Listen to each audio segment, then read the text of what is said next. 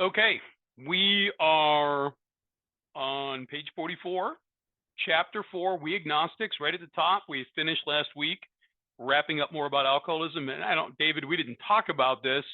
Do you want to do anything to recap, transition, set this up?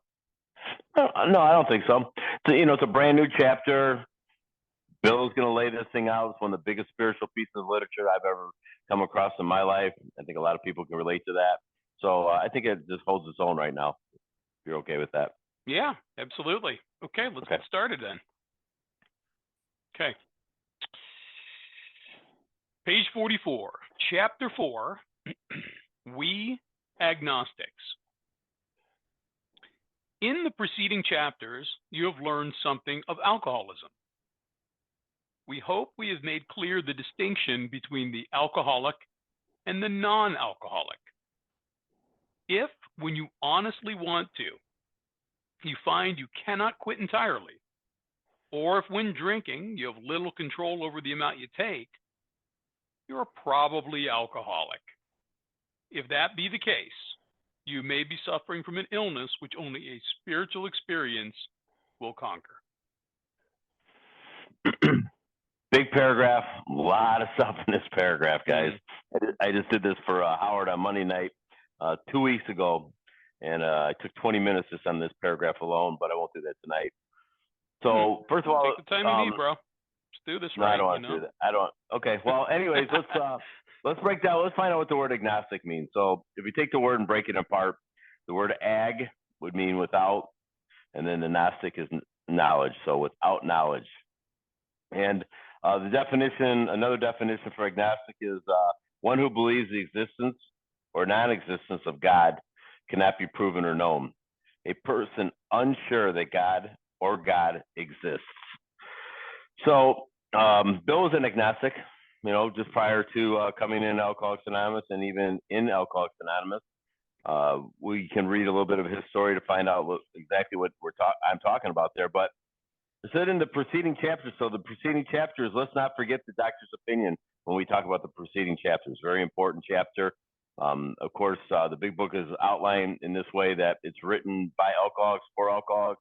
And a lot of times in the rooms of AA, we don't read the Roman numerals. Well, we need to read the Roman numerals because the doctor has not only an opinion, but he has a lot of good information through his research of working with other alcoholics. Matter of fact, like 40,000 of them. So I think I'll listen to what he has to say. So those preceding chapters would include Bill's story. So we look at Bill's story. In the first 8 pages of Bill's story, did I think, drink, or feel like Bill? So I can identify with what this paragraph is asking me as I flow through this thing a little bit more. There's a solution. Not that there might be or into thinking or something like that. There is a solution. Period. The end. We'll talk about what that is in a moment. And then more about alcoholism. There's a chapter that in the book they refer us back to a whole lot of times, and they also refer to this chapter, but they refer us here for a reason, because it describes a lot about what happens to, and in the first 23 pages of the book, what exactly happens to us in our bodies when we take a drink. And then page 23 through 43 describes to us what exactly happens in the mind, or in the mind prior to us taking the first drink, where the insanity exists. So it says in the second sentence in that paragraph, we hope we have made clear distinctions between the alcoholic and the non-alcoholic. So if you want to hang on to that page and go back to the doctor's opinion, right away the doctor is going to give us this distinction between what a real alcoholic is and a temperate drinker, his words. And what we're talking about here is just when we're putting alcohol in our bodies, or cocaine, or heroin, or pills, or substance of some kind, whatever that is for you. So if we're in the Roman numerals, let's go to Roman numeral 28. So XXVIII. Always give everybody a couple seconds to go back to that, because it takes a moment. You're my age, you learned Roman numerals in school. I don't know that they teach them anymore, to be honest with you. I think you have to watch the Super Bowl to know what that is today, and that's only in the United States. So you must have gray hair or no hair, right? Yeah. No Roman numerals. That's the qualification to know Roman numerals. That's right. So in the very first full paragraph, and here's the doctor. This is Dr. Silkworth. a psychologist who's worked with and does work with Bill right up to the moment of him being sober. So it says, we believe, and so suggested a few years ago, that the action of alcohol on these chronic alcoholics is a manifestation of an allergy. So allergy, description of an allergy is an abnormal reaction to something. That the phenomenon of craving, it's not a phenomenon. We know biologically that something happens in our body that doesn't happen to normal people, but it is a craving. And here's the description that I'm trying to get to. It is limited to this class, and the word never is circled in my book. I circled that. It never occurs in the average temperate drinker. Never. I grew up with a lot of guys, and we partied a whole lot. That's back when I could use the word party, and it fit. Later in my drinking and drugging career, it wasn't a party anymore, guys. Believe me. Maybe I called it a party, but it certainly wasn't one, because alcohol owned me, and so did cocaine. But it's limited to this class, never occurs in the average temperate drinker. The guys I ran around with that used to do coke with me and used to drink with me got married, got promoted, got different jobs, bought a house, did all these other things that normal average people did. And you know what they did? They moderated or they stopped altogether. I wasn't able to do that. I wanted to do that, but on my own power, once I put alcohol in my body, something happens to me that doesn't have it in the average temperate drinker ever. I break out in craving. So that's one part that I'm trying to relate to in that paragraph, the distinction between the alcoholic and the non-alcoholic. So like I said in Bill's story, if I want to look at what a real alcoholic looks like, Bill's a real alcoholic of the hopeless variety. And once he starts drinking, he breaks out in craving. And alcohol is a solution. I identify with that. I think I drink, I felt like Bill.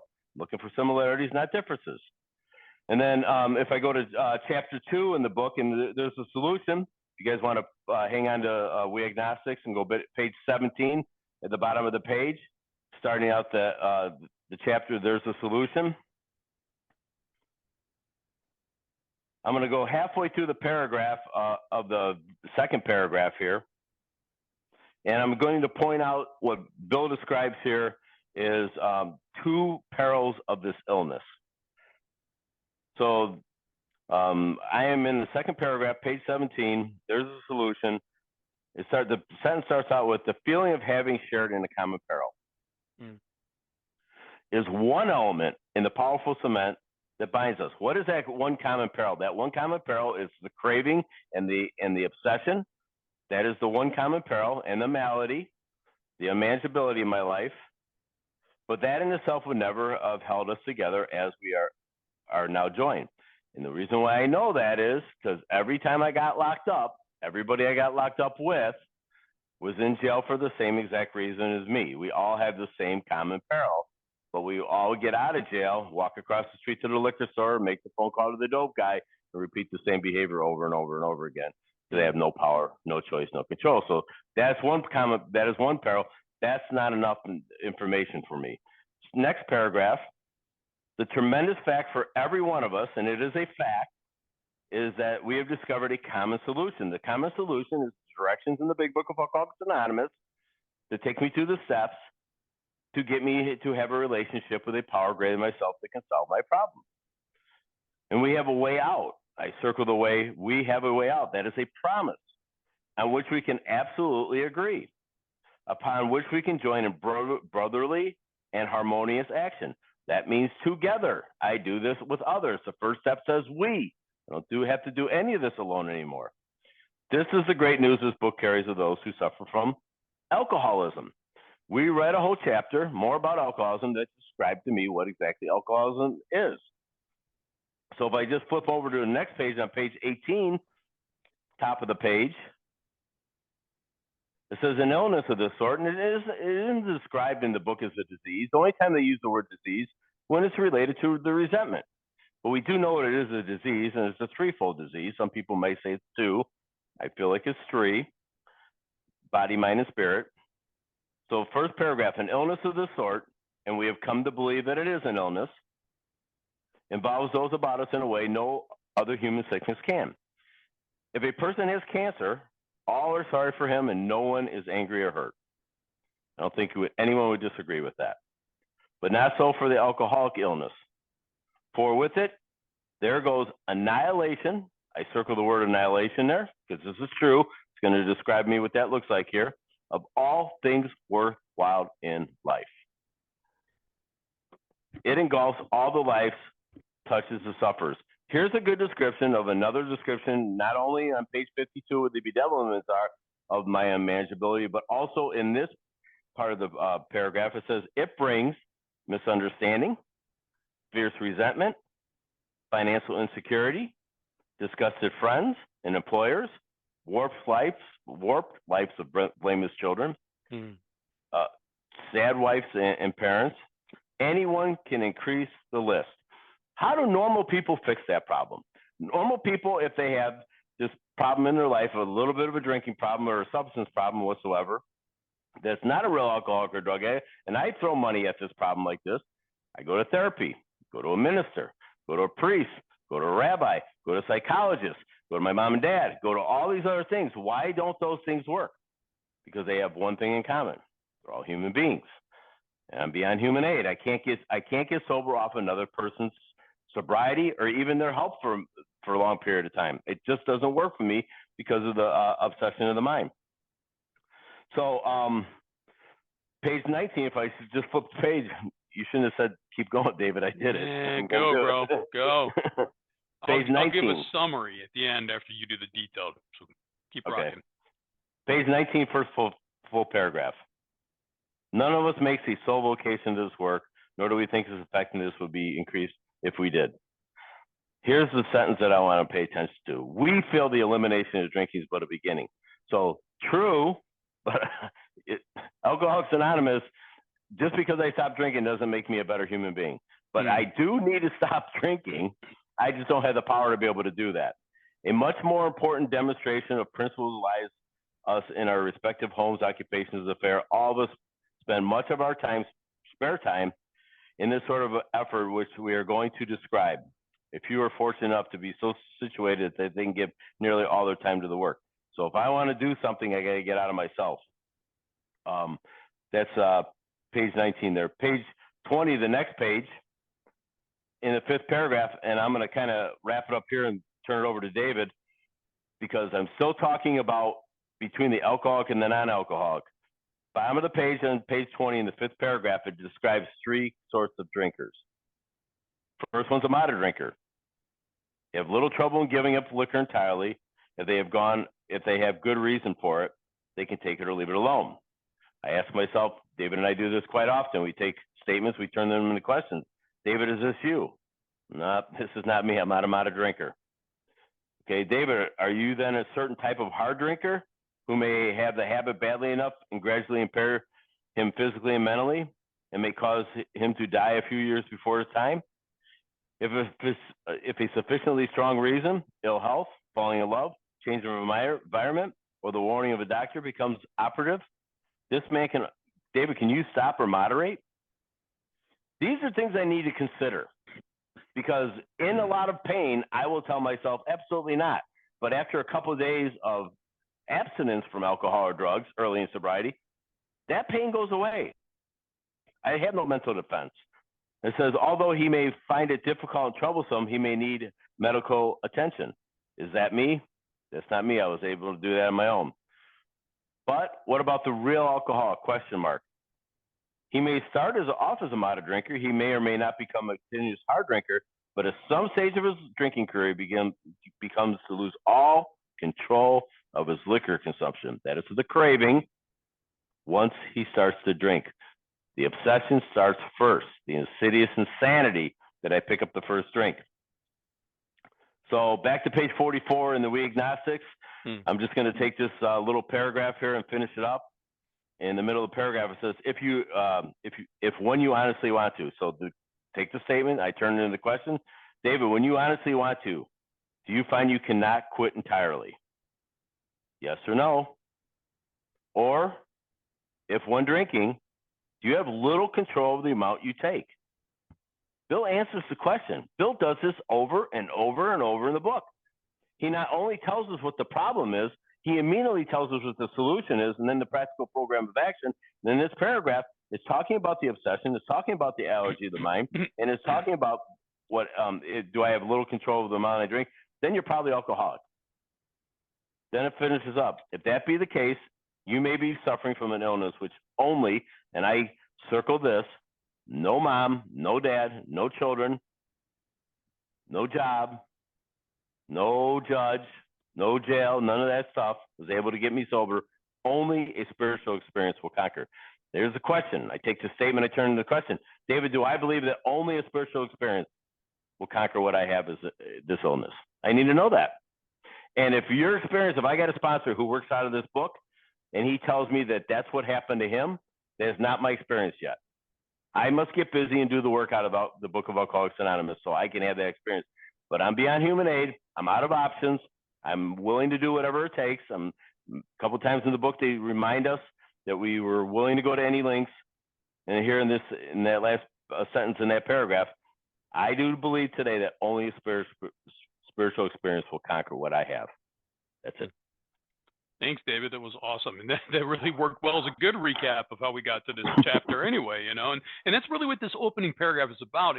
And before I just I want to underscore a couple of things as always, beyond what David said, but David said that, and I think we say this frequently, and other people who lead big book studies will say this, that, how Bill constructed and wrote the book is that he identifies a problem and a solution, and then how to get from the problem to the solution, right? And so if you look at this paragraph, he's indicating the problem, and it's these sort of two conditions. So if when you honestly want to, you find you cannot quit entirely, or when drinking you have little control over the amount you take, you're probably alcoholic. That's the problem. And then he's going to say, if that be the case, you may be suffering from illness which only a spiritual experience will conquer. That's the solution, problem solution. And then really over the next I'm going to call it 1, 2, 3.5 pages, he really lays out the action. And most of it is on 4 paragraphs of 46 and 47 that we're going to get to imminently. So I won't jump ahead. That just tells us, what do we need to do? How do we need to change? How do we need to act? How do we need to start thinking in order to get from that problem to the solution? In this paragraph, sort of addressing the content, David did this great job of that really deep dive of what's behind this. I think equally important for when you're taking people through the steps, especially if you don't have great confidence about taking people through the steps, we have a cheat sheet. So if you go to the website, purposeofthisbook.com, it's just a one-page site. Go to the very bottom. You'll see there's a little cheat sheet there which for all 12 steps, what are the key paragraphs according to how David and I go through this and how we currently do. Because it changes every few months or years, right? We get little adjustments. But my point in saying that is, when taking somebody through the steps for the first time, typically we don't have the luxury of going word by word, line by line. We got to get someone to God quickly so they don't start drinking again and die, right? So we got to take them to sort of the greatest hits. And this paragraph starts when we go into step 2 with newcomers, because it is a greatest hit chapter. It starts by saying, hey, hopefully by this point, you've learned something of alcoholism, right, from the preceding chapters, made clear the distinction between the alcoholic and the non-alcoholic. So the first sentence, just in summary form, taking somebody through the book, through the steps. First sentence just saying, have you learned something about alcoholism from the first 4 chapters? Right? And hopefully they say yes, and you believe them. Then the second summary is making clear the distinction between the alcoholic and non-alcoholic. What is that distinction? David talked about it, right? The alcoholic, they mean the real alcoholic, has the physical allergic reaction of craving, has the mental obsession they always pick up again, and has the spiritual malady, the unmanageability. I'm just keeping an eye on my new dog we just got, make sure she doesn't have an accident. So forgive me if I run out of here. And then it goes on to just say a recap of the powerlessness and the obsession, right? Can't quit entirely. That's the mental obsession. When I start, little control of the amount I take. That's the physical powerlessness, breaking out in craving. And then the last part is how we get better as a spiritual solution. So there's really, each sentence in here really just has a point to it. And it's such a powerful paragraph that if you could just explain to the newcomer what's the point of each sentence, I think it really simplifies what this is saying, how it's recapping, and then leading us into step 2. And really, the two conditions there, the if sentence, that's the recap of step 1. And then really the last sentence is, this is step 2. It's that if you suffer from real alcoholism, probably you're only going to get better through a spiritual experience. I mean, that's the essence of step 2, believing that I can get better that way because I'm powerless. And also, let me just point out, Joe Hawk does a thing, and he's one of the guys that David and I have both studied, listened to his tapes, along with Mark Houston, of course, and many others. But in the middle of that paragraph, as David just pointed out, if and when you honestly want to, you find you cannot quit entirely, or if when you're drinking, you have a little control of the amount you drink, you're probably alcoholic. So the word "or" there is kind of a drunk trap. That's what Joe Hawk describes it as. So here's how I break that down for me, anyways. So if I can control the amount I drink, then why don't you just drink like you want to? Or if you can't stop, or if the problem is the obsession of the mind, but you don't have the obsession of mind that you just get out of control when you're drinking, but the obsession never comes in, just stop drinking altogether. That's right. Just stop altogether on your own power. So it's really, is it or is it and? I mean, to me, it's and. I have both, right? I mean, that's how I see this. Everybody's welcome, right? We've got a third tradition in short form and even in the long form. If somebody feels like they've got a problem with drinking, they're welcome to be a part of the AA fellowship, right? And there's benefits, as Bill says, 12-step recovery for everybody, irrespective of their affliction. But specifically, Alcoholics Anonymous and the program, the 12 Steps, was created for real alcoholics to get better. Right? That was the point of it. So, and just to underscore what David was just circling back on, it's characterized by being sick in all 3 ways. Right? All right, moving on. To one who feels he is an atheist or agnostic, such an experience seems impossible. But to continue as he is means disaster, especially if he's an alcoholic of the hopeless variety. To be doomed to an alcoholic death or to live on a spiritual basis are not always easy alternatives to face. What a ridiculous statement to a healthy, normal person.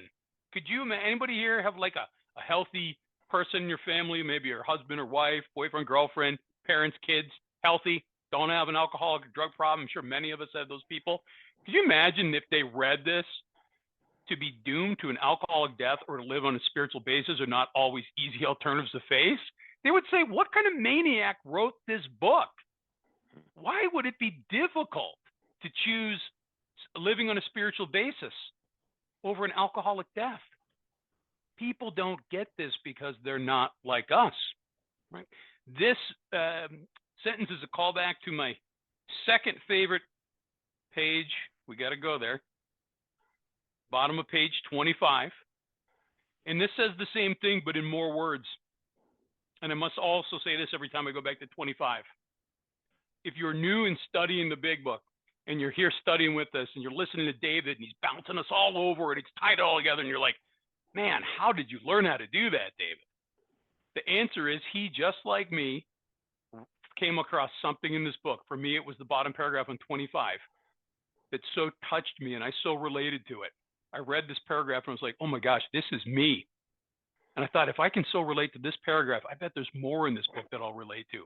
That was how I fell in love with the contents of the book and the program recovery. So what is this paragraph on the bottom of 25? Well, it says if you're as seriously alcoholic as we were, seriously alcoholic meaning sick physically, mentally, and spiritually, we believe there's no middle-of-the-road solution. And I'm going to not let us go into soapboxing, but I will give some examples of middle-of-the-road solutions, things that don't work, suggestions that kill people. Hopefully we're not trying to kill anybody. Just don't drink, and don't use, and go to meetings. If that worked, I would not be here with you guys tonight. I would be not drinking and not working a program recovery. Or just put the plug in the jug, or just go to 90 meetings a day, 90 meetings in 90 days, right? These are all just suggestions that are not founded in anything that is in this book. It's middle of the road. It's trade-offs. It's negotiations. It's an easier, softer way. Right? So there is no middle of the road solution in our belief system if one is seriously alcoholic. We were in a position where life was becoming impossible, right? Filled with the bedevilments, dying while alive, right? Wishing I was dead. And if we'd passed into the region from which there's no return through human aid, right? Parents, children, spouses, partners, doctors, lawyers, judge, policemen, none of them can help us. If we're like that, we have two alternatives. One was to go on to the bitter end, blotting out the consciousness of our intolerable situation as best we could, and the other is to accept spiritual help. So whenever we go to treatment centers, David and I always include this paragraph, and I always say, I laugh every time I read this, just like the one on page 44, right? To be doomed to an alcoholic death or to live in a spiritual basis, not always easy alternatives to face. I'm almost 20 years in, God willing, 2 more months of 20 years, and I chuckle every time I read this because, of course, I will take the spiritual help. Spiritual toolkit, I'm on it, keeping my tools nice and sharp.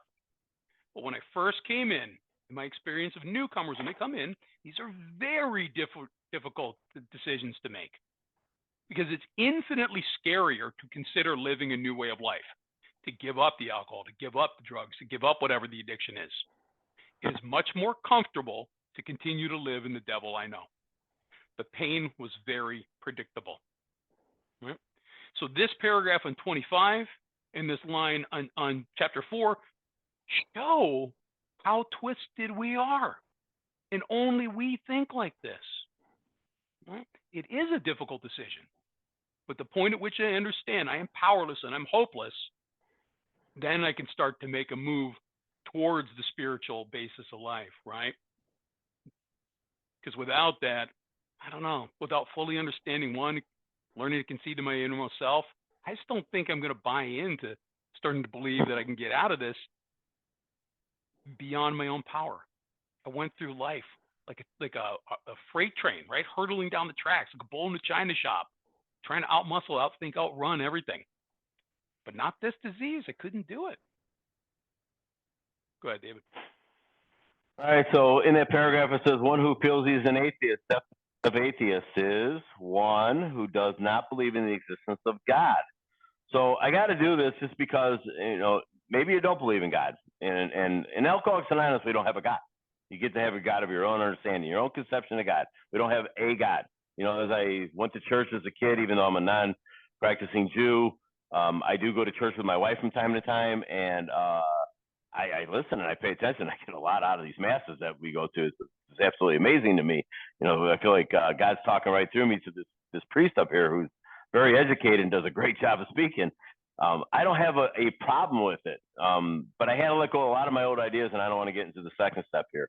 But let's find out in this book what happens, and it's on page 55.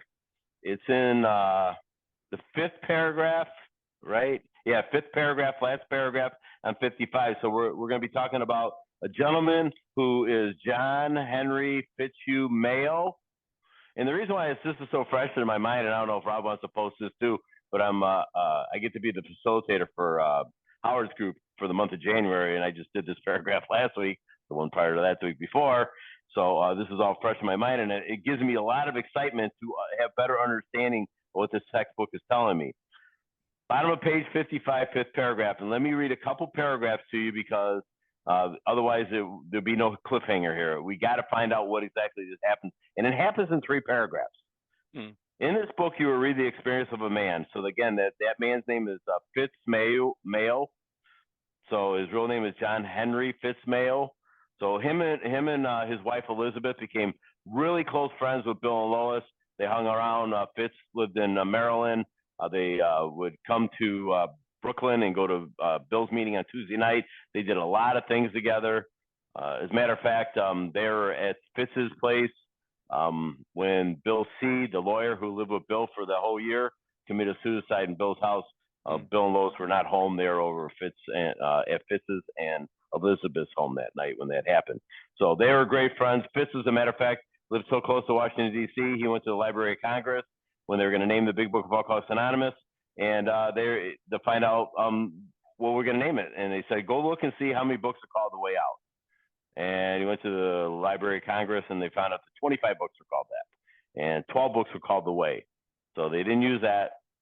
They somehow came up with the wonderful title of Alcoholics Anonymous. So he's a key player in Alcoholics Anonymous, number 3 in New York in sobriety. Okay, so back to the text. In this book, you will read the experience of a man who thought he was an atheist. His story is so interesting that some of it should be told now. His change of heart was dramatic. We read about this in page 27 of our book. We read about our ideas, our emotions, and attitudes that Carl Jung talks about has to change for us, and no human power can produce that. He talks about it as the entire psychic change, a spiritual experience. This is what that's talking about. A change of heart was dramatic, convincing, and moving. Great wording. Top of page 56. Our friend was a minister's son. He attended church school, where he became rebellious at what he thought an overdose of religious education. For years thereafter, he was dogged by trouble and frustration. So he was shadowed by all these things in his past.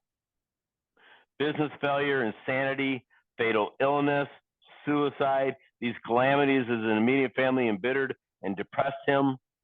Post-war disillusionment, ever more serious alcoholism, impending mental and physical collapse brought him to the point of self-destruction.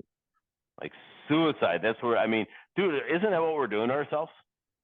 I mean, I only loved 3 things in my entire life, and I always loved God. I just didn't know how to love him. I love cocaine, and I love myself. And 2 out of those 3 things are trying to kill me all the time. Page 56, second paragraph. One night when confined to a hospital, he was approached by an alcoholic. Let's just assume it's Bill Wilson because he doesn't put himself in the page. Let's assume he is. Had known a spiritual experience.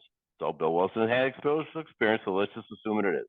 Our friend's gorge rose as he bitterly cried out, if there's a God, he certainly hasn't done anything for me. Very victim stance, right? What a victim right here. A lot of power in being the victim. But later alone in his room, he asked himself this question. Where did this come from? Check this out. Is it possible that all the religious people I have known are wrong?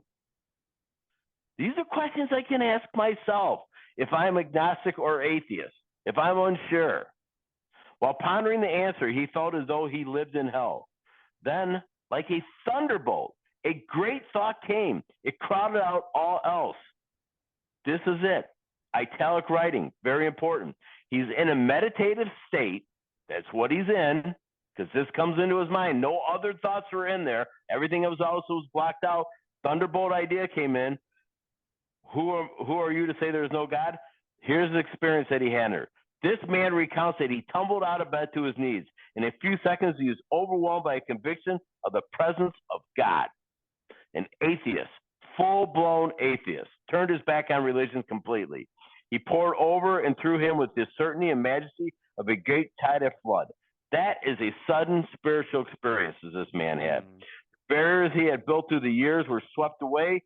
He stood in, look at the capital letters here.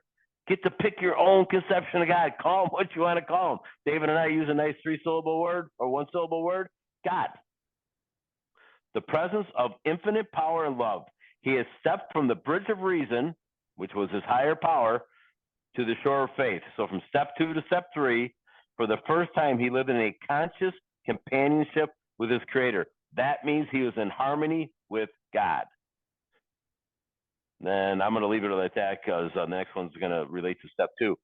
One last thing I want to go to here, and I think it's really important because we're talking about the atheist, we're talking about the agnostic, but the atheist, all the way in the back of the book, page 181, the doctor's nightmare. Second to last paragraph, so it's 181.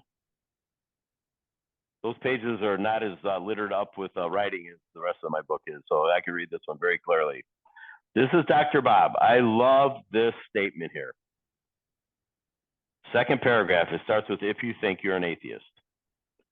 If you think you're an atheist, an agnostic, a skeptic, or have any other form of intellectual pride which keeps you from accepting what's in this book, think about what that means. They're not telling you that you got to believe in their God.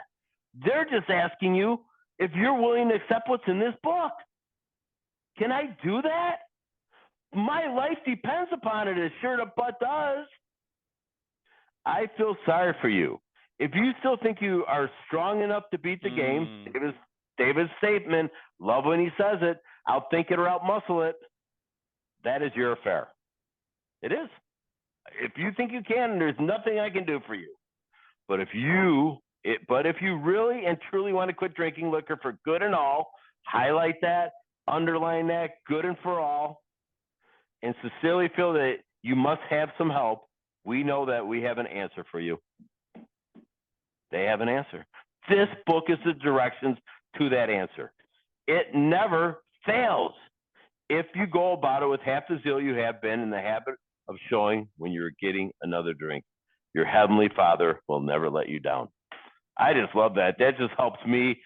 If I have a guy I'm working with that's an agnostic, an atheist, I let him make his own mind up. I am not pushing my God on him. I'm just reading the text. And if he wants what's in this text, maybe he can have a relationship with power too. And the guys who were atheists or agnostic, I really don't know if I've ever worked with an atheist. I don't think so. With an agnostic, they're able to have a relationship with God, have access to power. So, to be doomed to an alcoholic death or to live on a spiritual basis are not always easy alternatives to face. Truer words never been written. This is what Bill goes on to say. But it isn't so difficult. Making that decision, he means, is not that difficult. About half our original fellowship were of exactly that type.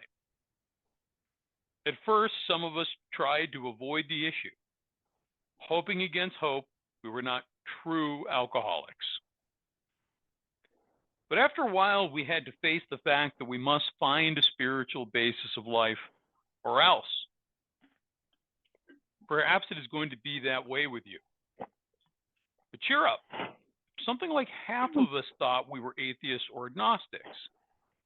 Our experience shows that you need not be disconcerted. I do have the definition for disconcerted, which is confused or unsettled. So in this sentence, our experience shows that you need not be confused or unsettled. Thanks, Abby. Thank you, Abby. So I think I can tie this paragraph into what I just read in that last paragraph in Doctor's Nightmare, because it looks like Bill's writing and Bob's writing, they're having the same kind of experience. They're just detailing it out a little bit differently. And they're pointing out there that about half the fellowship, the original fellowship, was exactly this type. Were agnostic. They really were. And of the 100, the first 100, they had a 75% success rate of people who stayed sober. So did they do that on human power or on their own power? They did not. They had formed a relationship with power. And then at first, some of us tried to avoid the issue. Yeah, when I work with you, when I work with a protege, I'm going to first qualify him as that early statement on page 44 brought up there. Then I'm going to find out where he is with God, because that is going to tell me how much time I'm going to spend a week agnostic the first time through the book. Like right now, I got a guy I'm working with for the second time through the book. We are taking our time. First time I try to go a little bit quick at least. I figure out his pace and mine. Everyone's a little different, but I get him to God because he's beyond human aid. I'm beyond human aid. I got no power, no choice, no control. You know, I don't get to make a decision. I wake up in the morning and go, I'm just not going to drink today. That's not my story. I had to have power in my life. So it says, hoping against hope, we are not true alcoholics. I didn't have that experience coming in. I knew I was a true alcoholic drug addict. I wasn't hoping against hope. I don't know if I ever even had that thought prior to coming in, even because I didn't even acknowledge it. But Bill's writing is true. I like it. But here's some have-tos and musts Bill likes to put in. I'm part of Howard's group on Sunday too that I study with him, and he's up to about 139 musts in the big book, or synonyms of must. So, but after a while we had to. That's a must. Face a fact. A fact. I need to know what the fact is. We just talked about it up to page 44. So 53 total pages about what a real alcoholic looks like. That's the fact. Face the fact that we must find a spiritual basis of life. We must. So go back to that one paragraph. Do I think only a spiritual experience will conquer this? I have tried almost everything else. I used to say I tried everything else. I couldn't have possibly tried everything else. I tried a lot of things to get sober and stay sober. I was not successful doing any of them. On a spiritual basis of life, that's how I live my life today. Why? Because in the preface in the in the title page of the book, it talks about the 100 people who got sober and stayed sober. That's why. And I want what they have. So you must find a spiritual basis of life, or else what? I will get the life back that I already have, or I'm gonna die. So that early statement that I heard when I first got sober was, there's three things you can do here. You can get locked up, you can get covered up, or you can get sobered up. And it's kind of a silly statement, but it's kind of true. I was getting locked up a lot. I should have got covered up many times, but I made a decision to do this work. And my life has never looked the same again. Once you take a third step, your life will never look the same again. It's impossible for me to take a third step and then do the work vigorously after that and do this work of the fourth step. So perhaps it's going to be that way with you. But cheer up. Something like half of us thought we were atheist agnostics. Our experience shows that we not to be too disconcerted. I need not to worry about the details like that. That's why I have a sponsor who's armed with the facts of this book, armed with the facts about himself, and take him through this work and let him form his own conception of God, whatever that may be. If it's not powerful enough for him, then I got a God that's powerful enough for you. I can share him with you all day long. Actually, my responsibility is to share my relationship with God all day long with his other kids. We're all children of God. I get to do that all day long. I don't segment my life in different areas anymore. I don't behave this way here, and this way here. This is how I get to be all day long. As long as I live in the disciplines of 10, 11, and 12. I haven't done that one in a while. But I need to live in the disciplines of 10, 11, and 12. And one of my favorite statements that Mark Houston says is, my actions will show you what I believe. What do I believe? Do I believe that I need to take a 10-step inventory, a spot check inventory all day long to stay sober? Do I need to do an evening review every night to stay sober? Upon awakening in the morning to stay sober? Do I need to carry this message to alcoholics who still suffer? Do I need to practice these principles in all my affairs? Yeah. Any deviation of the steps will put me into a relapse. I don't care how many 24 hours I got. Any deviation. This is why I try to stay as current as I possibly can in the moment with a power greater than myself and with the Fellowship of Alcoholics Anonymous and with the steps. Three-sided triangle, all in balance, feeling whole. Man, life is good. And I'm not running it. That's the best part.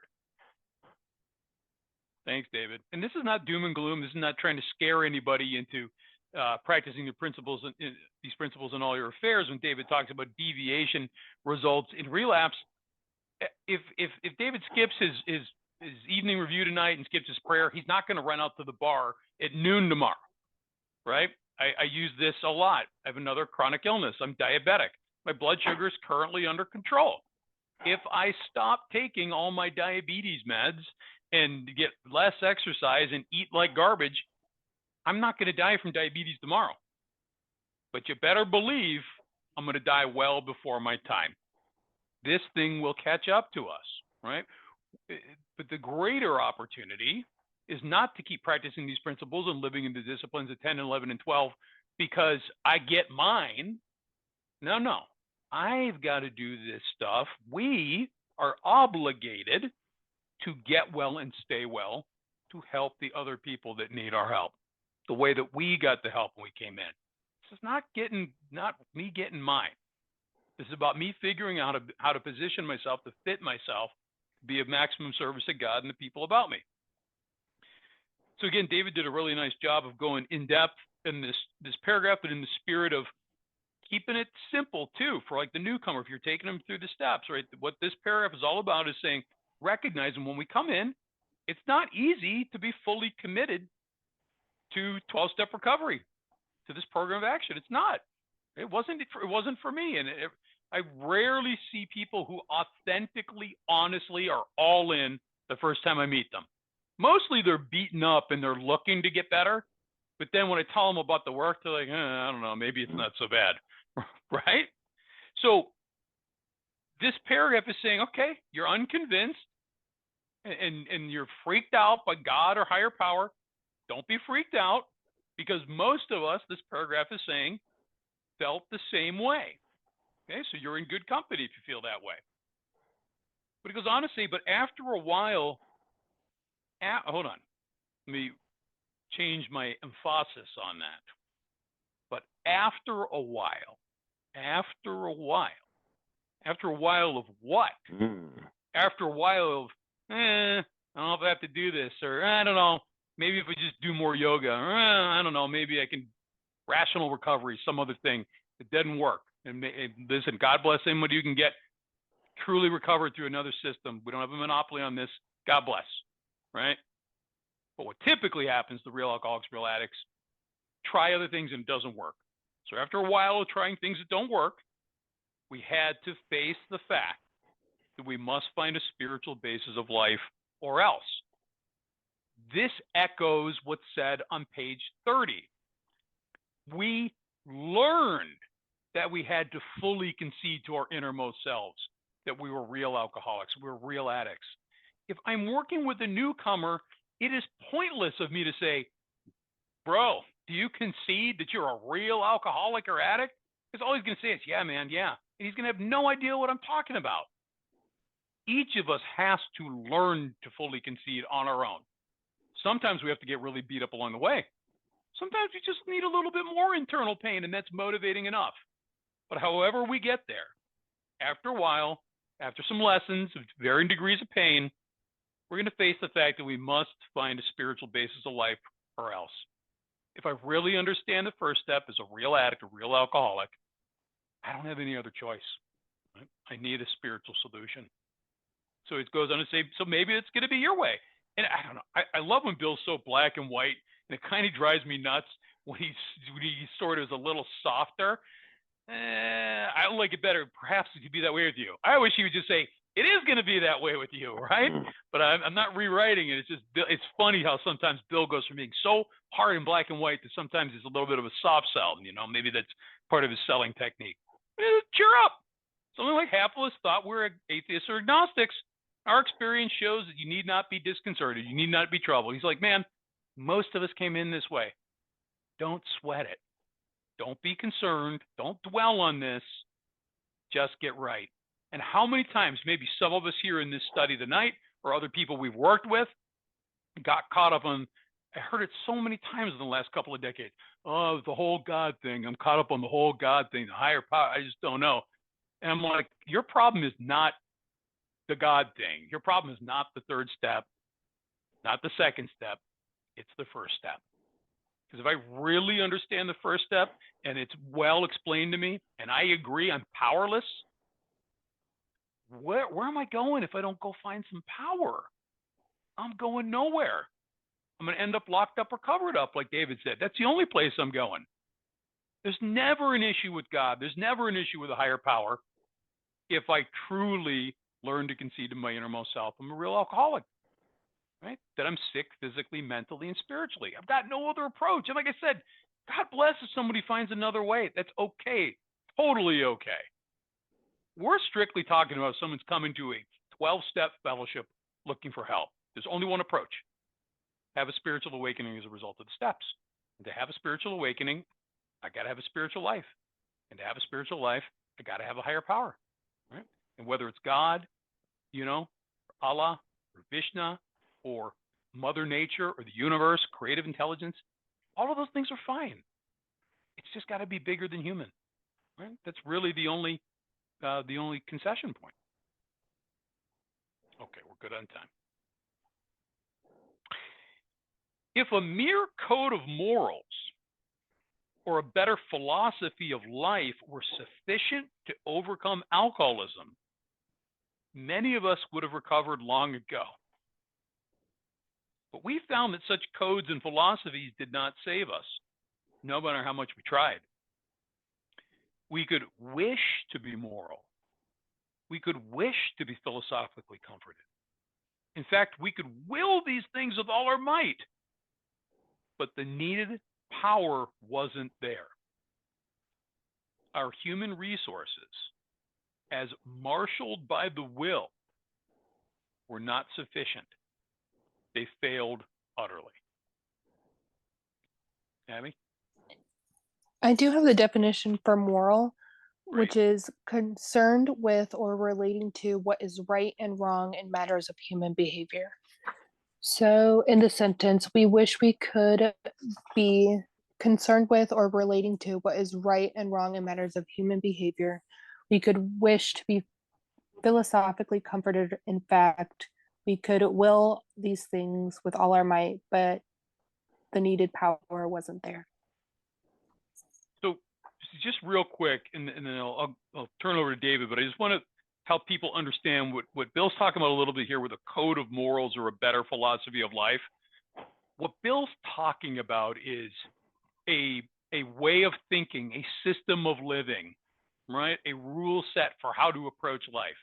And one of these such things is religion, an organized religion.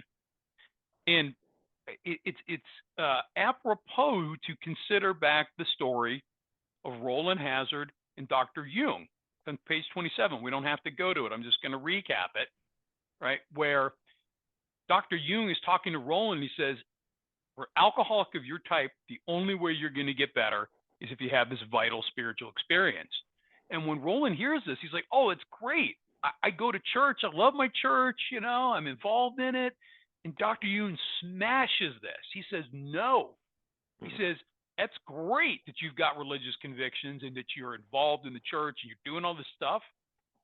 But your relationship with that religion, your relationship with your higher power in that religion was not sufficient to get and keep you sober.